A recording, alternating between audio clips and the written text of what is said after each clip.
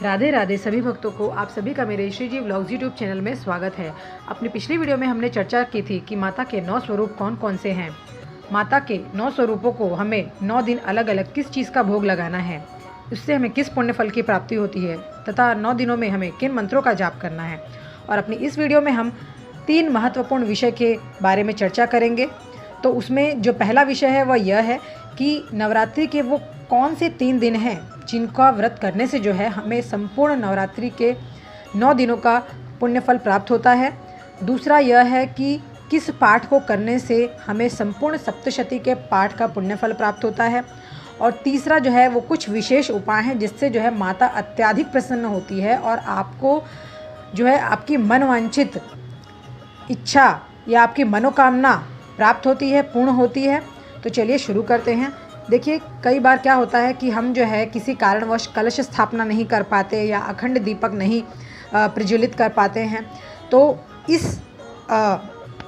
ऐसे में जो है यदि आपका जो पहला दिन है वह निकल गया है, क्योंकि देखिए जो पहला दिन होता है वही उसी दिन में हमें जो है अखंड दीपक या दिया जो हम प्रज्वलित करते हैं, ज्वारे बोते हैं, घट स्थापना करते हैं, यह जो है हमें पहले दिन ही करना होता है, क्योंकि यह एक 9 दिन का अनुष्ठान माना जाता है जिसकी शुरुआत पहले दिन से होती है और उसका जो समापन है वो 9वें दिन होता है। परंतु जो व्रत का पारण है वो हम दशमी तिथि में करते हैं यदि आप 9 दिन का व्रत करते हैं।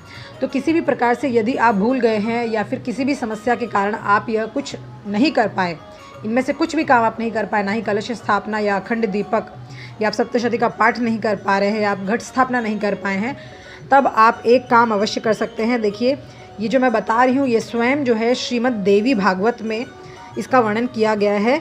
इसमें स्वयं कहा गया है कि सप्तमी, अष्टमी और 9वीं तिथि के दिन यदि कोई व्रत कर लेता है और ये एक कार्य कर लेता है जो मैं आगे आपको बताने वाली हूँ, तो इससे जो है व्यक्ति को संपूर्ण 9 दिन के व्रत का पुण्यफल प्राप्त होता है।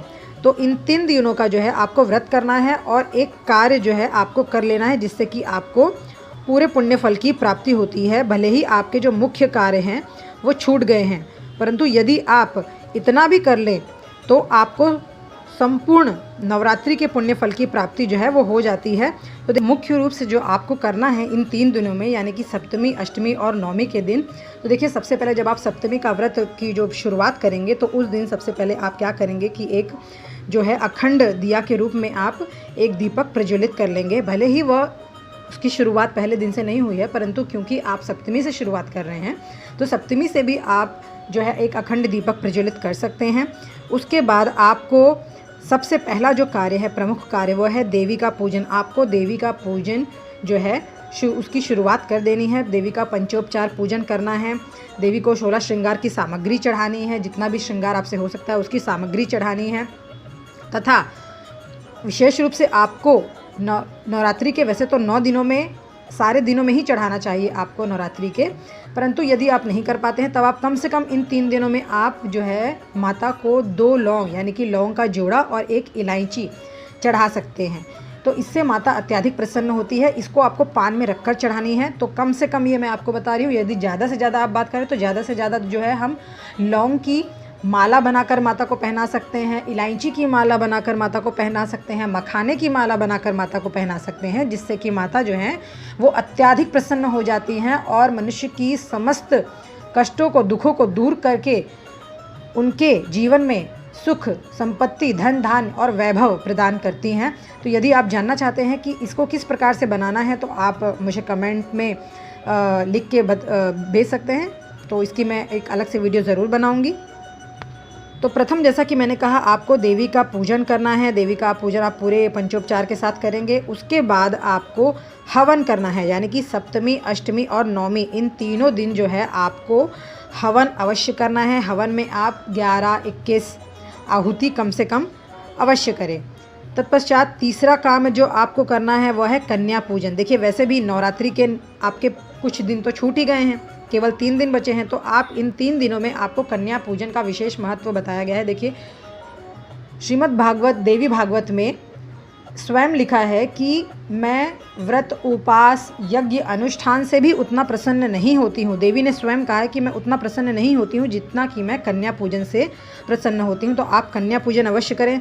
साथ ही साथ जो अंतिम कार्य आपको करना है वह है ब्राह्मण को भोजन करवाना। तो जितना भी आपके सामर्थ्य है, 2, 3, 5 जितने भी आप ब्राह्मणों को भोजन करवा सकते हैं तो आप ब्राह्मणों को भोजन करवाएं।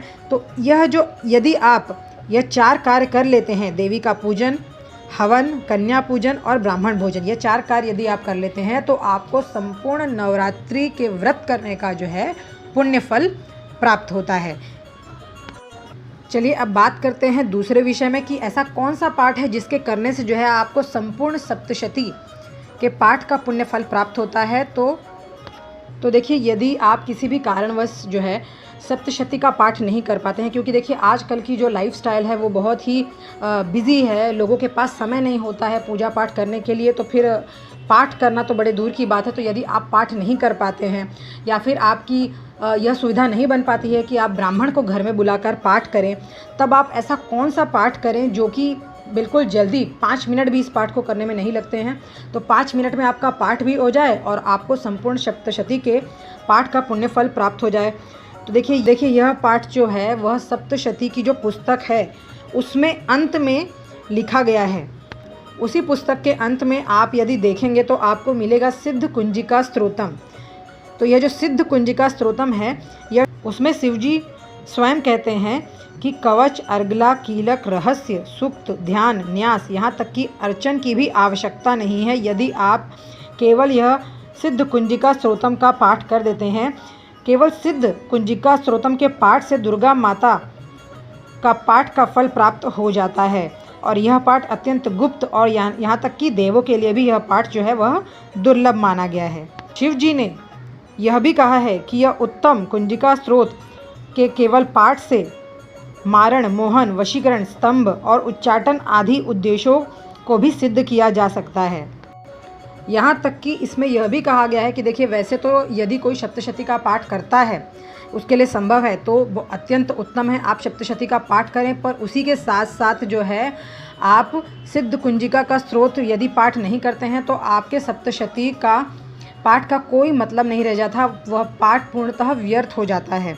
इसमें शिव जी ने स्वयं कहा है कि जो बिना कुंजिका के सप्तशती का पाठ करता है उसे उसी प्रकार सिद्धि नहीं मिलती है जिस प्रकार वन में रोना निरर्थक होता है। यानी कि जिस प्रकार से व्यक्ति वन में खड़ा रहे मदद मांगता हुआ और उसे किसी भी प्रकार की मदद ना मिले, बिल्कुल उसी तरह से यदि आप संपूर्ण सप्तशती का पाठ करते हैं, आप कवच, कीलक, अर्गला, स्तोत्र सब कुछ पाठ करते हैं, परंतु यदि आप सिद्ध कुंजिका स्तोत्रम का पाठ नहीं करते हैं तो आपको सप्तशती के पाठ का पुण्यफल प्राप्त नहीं होता है, वह पूर्णतः व्यर्थ हो जाता है। परंतु यदि आप केवल सिद्ध कुंजिका स्तोत्रम का भी पाठ करते हैं तो आपको जो है वह संपूर्ण सप्तशती के पाठ का पुण्यफल प्राप्त होता है। तो यह एक पाठ जो है यह आप अवश्य करें। यह बहुत ही आसान है और इतना भी मुश्किल नहीं है और बहुत कम समय में लगता है इसे पाठ करने का। तो इस पाठ को आप अवश्य करें जिससे कि आपको संपूर्ण सप्तशती के पुण्यफल की प्राप्ति होगी और माता को आप अत्यंत अधिक प्रसन्न कर पाएंगे। चलिए अब बात कर लेते हैं तीसरे विषय में कि आखिर किन उपायों को करके जो है आप माता को जल्दी और अत्यंत प्रसन्न कर सकते हैं जिससे कि माता आपकी समस्त मनोकामनाओं को पूर्ण करे और आपके कष्टों को दूर करे। तो देखिए, सबसे पहला उपाय जो मैं आपको बताने जा रही हूँ तो वो इस प्रकार से है। आपको क्या करना है, यदि आपके घर में जो है धन की कमी है या धन का किसी भी प्रकार से स्रोत नहीं बन पा रहा है, गरीबी ने बिल्कुल घेरा हुआ है, तो आप क्या कर सकते हैं, आप देखिए आप यह उपाय जो है कर सकते हैं जो कि बहुत ही साधारण है। इसमें ज़्यादा कुछ ताम झाम आपको जो है नहीं करना है। आपको क्या करना है, जिस जल से जो है आप माता को स्नान करवाएंगे उस जल में आपको कुछ गुलाब की पंखुड़ियाँ डाल देनी है। या तो आप गुलाब जल से भी स्नान करवा सकते हैं, यदि आप गुलाब जल की व्यवस्था नहीं बना पाते हैं तब आप जो है गुलाब की पंखुड़ियों को उसमें डाल दें। साथ ही साथ यदि आप बेलपत्र डाल देते हैं उस जल में, जिस जल से आपको माता को स्नान करवाना है, तो वह सोने में सुहागा हो जाएगा।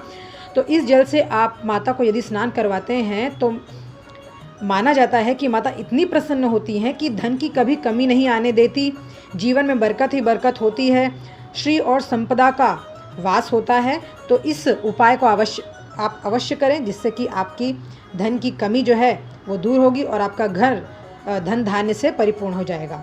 अगला उपाय उन लोगों के लिए है, देखिए जिन्हें नौकरी में जो है वो दिक्कत आ रही है, प्रमोशन नहीं हो रहा, बहुत समय से जो है बेरोज़गार बैठे हैं और नौकरी के लिए परेशान हैं, तो वो इस उपाय को कर सकते हैं। आपको करना ये है कि जैसे मान लीजिए नवरात्रि कल से शुरू हो रही है, मैं जस्ट एक उदाहरण दे रही हूँ कि नवरात्रि यदि कल से शुरू हो रही है तो उसके एक दिन पहले जो है आपको जिसमें भी आप दीपक प्रज्वलित कर रहे हैं, जिस भी तेल या घी में, जैसे कि मैंने अपनी पिछली वीडियो में बताया था, अखंड दीपक वाली वीडियो में, कि किस प्रकार से आप तेल घी से दीपक जो है प्रज्वलित कर सकते हैं, कौन से तेल से आप दीपक प्रज्वलित कर सकते हैं, तो आपको उसके किस पुण्य फल की प्राप्ति होती है। तो यदि देखिए अगर आप सरसों के तेल में जो है दीपक प्रज्वलित करने का विचार कर रहे हैं तो आप यह कर सकते हैं कि एक दिन पहले जिस तेल से आप दीपक प्रज्वलित करने वाले हैं उस तेल में आपको एक पान का पत्ता डाल देना है। रात भर जो है वह पत्ता डले रहने देना है।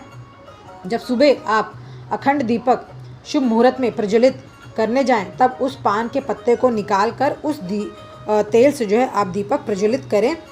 आप देखेंगे कि आपके नौकरी के जो है वो स्रोत बनने लगेंगे, आपका प्रमोशन बिल्कुल होने की कगार पे होगा और आपको बेरोजगारी से जो है वो मुक्ति मिल जाएगी। चलिए एक और उपाय आपको जो है बता देती हूँ कि यदि आपको माता को अत्यधिक प्रसन्न करना चाहते हैं तो एक काम आप और कर सकते हैं। देखिए हम कोशिश करते हैं कि हम ऐसा क्या करें कि माता जो है हमसे तुरंत प्रसन्न हो जाएं, तो यदि आप ऐसा करना चाहते हैं तो यह उपाय आपके लिए बहुत ही फलकारी होगा। देखिए आप ये कर सकते हैं कि नारियल के जल से, जो नारियल होता है उसके जो नारियल का जो पानी होता है, जल होता है, उससे आप माता को स्नान करवाएं। ऐसा स्वयं देवी भागवत और कालका पुराण में लिखा गया है कि यदि आप नारियल के जल से माता को स्नान करवाते हैं तो वह 10,000 बार पंचामृत से स्नान कराने के बराबर का जो है पुण्य फल हमें प्राप्त होता है और माता इससे अत्यधिक प्रसन्न होती हैं। तो इस प्रकार से आप माता को नारियल के जल से स्नान करवाएं तथा जो कच्चा नारियल होता है जिसको हम मंदिर में जाके चढ़ाते हैं तो उसे, उस जल से भी आप स्नान करवा सकते हैं। तो उसे यदि आप उस जल से स्नान करवाते हैं तो नारियल को फोड़ने के बाद जो है आप माता को चढ़ाएं और उसकी जो नारियल की जो गिरी होती है, जो नारियल के जो अंदर का जो पार्ट होता है उसका भी आप, उसका और मिश्री का भोग आप अवश्य लगाएं, जिससे कि माता जो है अत्यधिक प्रसन्न होती है। एक अंतिम उपाय जो है आपको और बताना चाहूँगी, जो कि है कि यदि आपके जीवन में घोर विपत्ति या अत्यंत समस्या से आप घिर चुके हैं, आपको कोई रास्ता नज़र नहीं आ रहा, तब आप यह उपाय जो है कर सकते हैं। देखिए जैसे कि हम हवन तो हमेशा ही करते हैं नवरात्रि में, और कोई अष्टमी में करता है अपनी सुविधा के अनुसार, नवमी में या जब भी सुविधा बन जाती है। तो जब आप हवन करते हैं तो उसके साथ ही साथ हवन के दिन, जिस दिन भी आप हवन करते हैं उस दिन आप जो है माता के 32 नामों का उच्चारण करके, यदि 32 संभव ना हो तब आप 11 नाम उच्चारण, या सप्तशती की जो पुस्तक है उसमें 108 नाम दिए हुए हैं, तो 108 नाम का उच्चारण करके जो है आप जो घी का जो सुरवा होता है, मतलब घी की जिससे आहुति हम डालते हैं, घी की आहुति डालने के लिए जो हम पात्र यूज़ करते हैं उसको सुरवा कहते हैं। तो सुरवा को हल्का घी में पहले डुबोना है, फिर उसमें आपको सफ़ेद तिल और शहद से जो है, यदि आप 108 नाम लेते हैं माता के तो 108 आहुति आपको शहद और सफ़ेद तिल की देनी है। परंतु इस बात का आप विशेष रूप से ध्यान रखें कि घी के बिना जो है वह हवन संपूर्ण नहीं माना जाता। तो जब भी आप आहुति दें तो उसमें घी कुछ बूंद तो उसमें लगा ही रहे। तो इस प्रकार से यदि यह उपाय आप करते हैं तो मैं आपको विश्वास दिलाती हूँ कि आप किसी भी कठिनाई या अत्यंत घोर परिस्थिति, विपत्ति में भी आप होंगे तो भी आपको यह उपाय करने से उससे जो है मुक्ति प्राप्त अवश्य हो जाएगी, आपकी समस्त कष्ट दूर हो जाएंगे। मेरी इस वीडियो में मैंने आपको अत्यंत महत्वपूर्ण जानकारी दी है, आप इसे अपने जीवन में अवश्य अपनाएं। आप ज़रूर देखेंगे अपने जीवन में एक ही सुंदर बदलाव की। तो यदि आपको मेरी वीडियो अच्छी लगती है तो प्लीज़ इसे लाइक, शेयर एंड सब्सक्राइब करें। इसी के साथ अपनी वाणी को विराम देते हुए और आप सभी को प्रणाम करते हुए आप सभी को मेरी राधे राधे।